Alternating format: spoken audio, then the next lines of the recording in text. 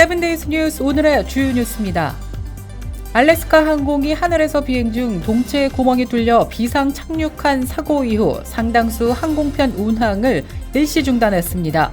이로 인해 LA 국제공항과 시카고 오헤어 공항 등 주요 공항 일부 항공편들이 대거 취소됐습니다. 지난 5일 사고 발생 후 알래스카 항공은 지난 7일 전국적으로 항공편 170편 운항을 취소했고 8일에는 총 342편의 항공편을 취소했습니다. 이로 인해 영향을 받은 탑승객들은 약 4만 5천 명에 달하며 이번 주 중반까지 추가 취소 사태가 벌어질 수 있다고 알래스카 항공은 밝혔습니다. 미국 대부분 지역이 새해 초부터 눈폭풍과 강풍, 돌발 홍수 등 이상 기후를 겪을 것으로 나타났습니다. 태평양 연안의 워싱턴주에서부터 중부 대평원과 오데호 일원, 동북부 대서양 연안의 매사추세츠까지 40여 개 주가 눈보라와 강풍, 돌발 홍수 등 악천후의 영향을 받을 것이라고 국립기상청은 전망했습니다. 특히 이날 워싱턴주를 비롯해 오리건, 아이다호, 몬태나, 콜로라도, 캔자스, 네브라스카 등 서부와 중부 대평원 지대에 눈보라 경보가 발령되었습니다.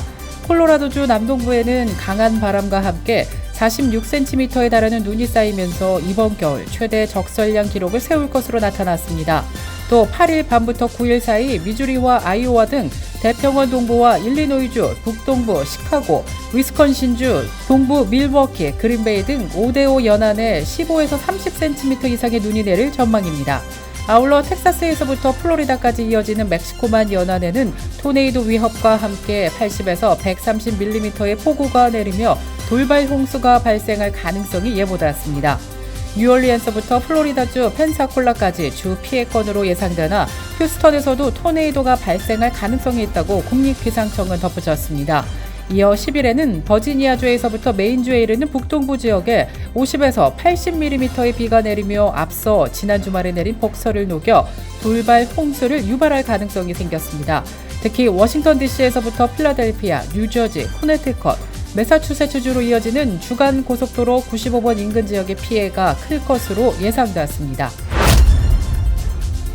한편 전국 곳곳에서 기상이변으로 산불과 폭우 등 자연재해가 잇따르자 보험사들이 주택 화재 보험과 자동차 보험료 등 각종 비용을 인상하고 있습니다. S&P 글로벌 마켓 인텔리전스에 따르면 손해보험사 파머스 인슈어런스 그룹은 지난해 일리노이주와 텍사스 거주 보험 가입자를 대상으로 주택 화재 보험료를 23% 넘게 인상했습니다. 보험사 네이션와이드 뮤추얼은 노스캐롤라이나주 허리케인 피해 취약 지역에 위치한 1만여 가구의 주택 화재 보험 갱신을 거부하기도 했습니다. 보험사들이 보험료를 급격히 올리고 있는 이유는 최근 몇 년 새 기상이변에 따른 자연재해로 기록적인 손실이 발생한 것이 큰 이유로 분석되고 있습니다. 스테이트팜의 경우 지난 2022년 재산 피해 관련 보험 부문에서 역대 최대인 130억 달러 규모의 손실을 기록하기도 했습니다. 한국계 감독이 연출하고 한국을 비롯한 아시아계 배우들이 대거 출연한 넷플릭스 드라마 성난 사람들이 지난 7일 미국 영화상 골든글로브 TV 미니시리즈 부문을 휩쓸었습니다. 외신들은 일제히 역사를 만들었다며 집중 보도하고 나섰습니다.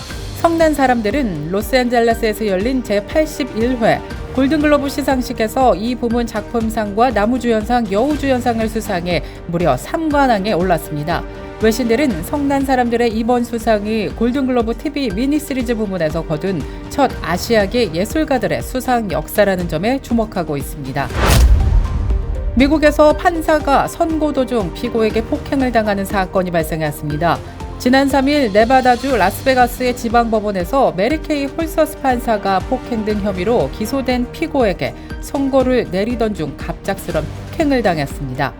피고인 데보라 레드는 변호사의 집행유예 선고 요청을 판사가 거부하자 갑자기 판사석으로 뛰어들며 공격을 하기 시작한 것입니다. 법정에 있던 변호사와 보안관, 판사 서기가 피고인을 제재하고 나섰지만 법원은 순식간에 아수라장이 됐습니다. 보호 대상자를 폭행한 혐의가 이미 2건이나 있는 피고인은 정신과 치료를 이유로 집행유예를 요청했지만 거절되자 이같이 행동한 것으로 조사되었습니다. 지난 5일에서 7일 텍사스주 샌안토니오에서 전미 경제학회 AEA 연차 총회가 열렸습니다. 이날 모인 많은 경제학자들은 미국 경제가 고물가와 경기 침체 위기를 넘어 연착륙으로 가고 있다고 긍정적 평가를 내렸습니다. 연방준비제도의 고강도 긴축으로 경기 침체가 불가피할 것이라는 어두운 전망을 뒤집은 것입니다. 미국 경제학자들은 두 개의 전쟁과 지정학적 갈등으로 인플레이션이 다시 치솟을 여지가 없는 건 아니라면서도 올해 말까지 연준의 목표인 2%대 물가에 도달할 것이라는 전망에도 대체로 동의했습니다. 다만 금리 인하 시점에 대해서는 시장이 기대하는 3월은 지나치게 이르다는 의견이 다수였습니다. 미국 경제 회복세가 다른 선진국보다 더 강하다는 의견도 나왔습니다. 미국이 팬데믹 긴급 지원의 대부분을 기업이 아닌 개인에게 제공했고 이것이 소비자를 비교적 안정적으로 유지하는 동시에 산업 세대 교체를 이룰 수 있는 공간을 마련해줬다고 분석하고 나섰습니다. 이상 오늘의 주요 뉴스입니다.